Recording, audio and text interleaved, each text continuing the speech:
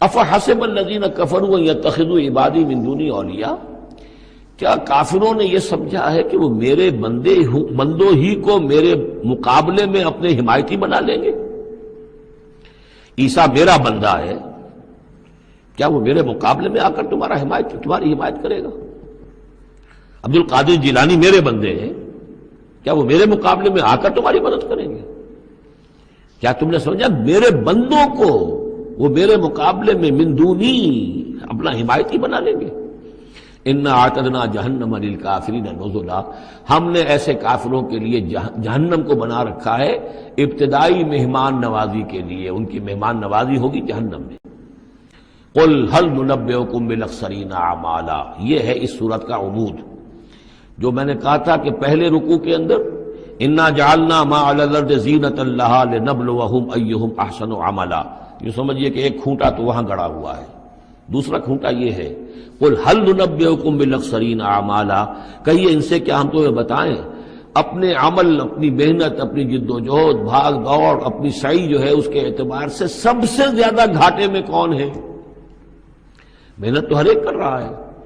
جیسے کہ حضور نے فرمایا کلو نفس یغدو فبائع نفسہ،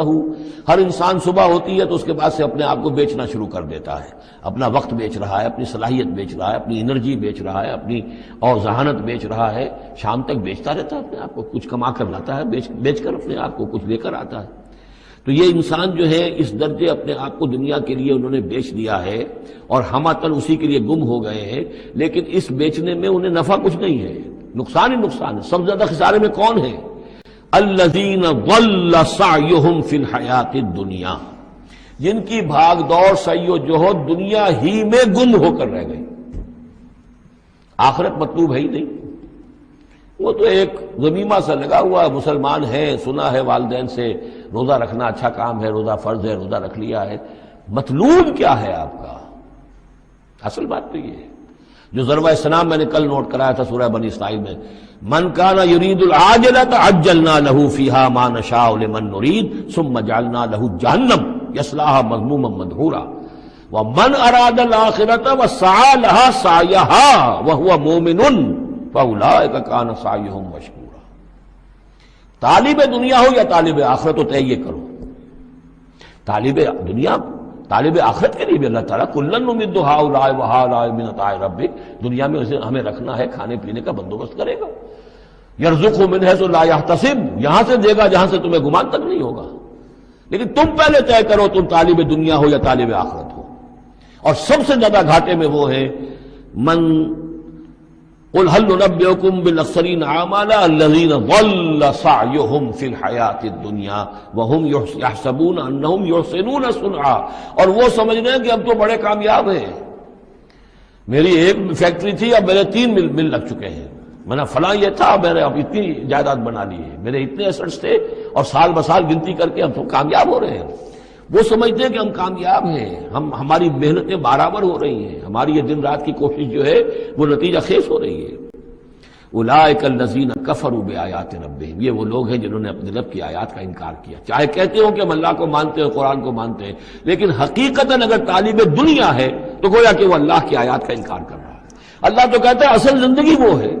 وَإِنَّ دَارَ الْآخِرَةَ لَهِيَ الْحَيَوَانُ، تم اصل زندگی اس کو سمجھے بیٹھے ہو، تو تم نے کہا اللہ کی بات کی تصدیق کی، تم نے تو اللہ کی بات کو جھٹلایا ہے۔ اولئک الذین کفروا بآیات ربہم ولقائہ فحبطت اعمالہم، یہ جو جھوٹی پھوٹی کوئی نیکیاں کرتے ہو اپنے دل کی تسلی کے لیے، جھوٹے تسلی دینے کے لیے، کوئی مسلی کھلا دیے، کوئی غریبوں کا کام ہو گیا، کوئی کسی کے لیے، یہ نیکیاں ہمارے ہاں قطعاً ان کی کوئی حیثیت نہیں، ان کے سارے اعمال اس قسم کی نیکیاں حبط ہو جائیں گی۔ فلا نقیم لہم یوم القیامت وزنا، تو اس دن ہم ان کے لیے قیامت کے دن جو ہے کوئی ان کا وزن قرار نہیں دیں گے، یا ان کے اعمال کو تولیں گے ہی نہیں۔ اعمال تو ان کے تلیں گے جن میں ایمان ہو، جن میں ایمان ہی نہیں ان کا اعمال کیا تلنا ہے؟ فلا نقیم لہم یوم القیامت وزنا۔ اب یہ ہے 2 مقامات جو میں نے کہا ہے کہ ایک کھوٹا وہاں ایک کھوٹا یہاں، اسی لیے ابتدائی آیتیں اور آخری آیتیں سورہ کہف کی، خاص طور پہ دجالی فتنے سے محفوظ رہنے کے لیے ان کو یاد رکھا جائے، ان کو پڑھا جائے، اور یہ کہ اللہ توفیق دے تو ہر جمعے کو سورہ کہف کی تلاوت کی جائے۔ درمیان میں پھر میں نے بتایا تھا زینت کا لفظ آیا، ترید و زینت الحیات الدنیا، کچھ اور آگے چل کر المال والبنون زینت الحیات الدنیا، تو یہ زینت دنیا اور زیبائش اور آرائش، اور یہ تمہیں اپنے اندر گم کر لیتی ہے، تمہیں نہ خدا کی ہوش ہے نہ آخرت کی ہوش ہے۔